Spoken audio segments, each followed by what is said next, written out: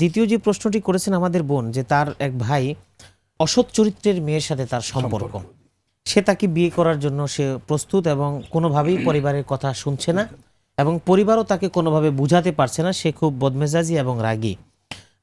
মেয়ের চরিত্র অত্যন্ত খারাপ এবং যা স্বাভাবিক, সে এই পেশায় নিয়োজিত।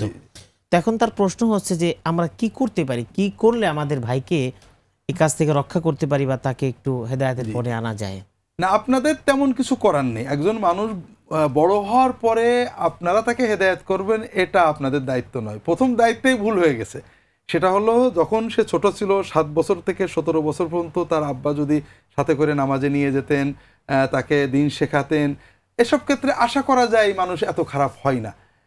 এখন যে অবস্থা, তার জন্য দোয়া করা। তাকে আপনি যেহেতু বোন, আপনি তাকে বয়কট করবেন, যে ভাই হিসেবে সম্পর্ক থাকবে, বিপদে পড়লে তার খোঁজ নেবেন, কিন্তু তার বাড়িতে দাওয়াত খাওয়া অথবা তাকে সম্মান করে খাওয়ানো, এই ধরনের বলে তুমি পাপ ত্যাগ না করলে আমি তোমার সাথে সম্পর্ক রাখা সম্ভব নয়।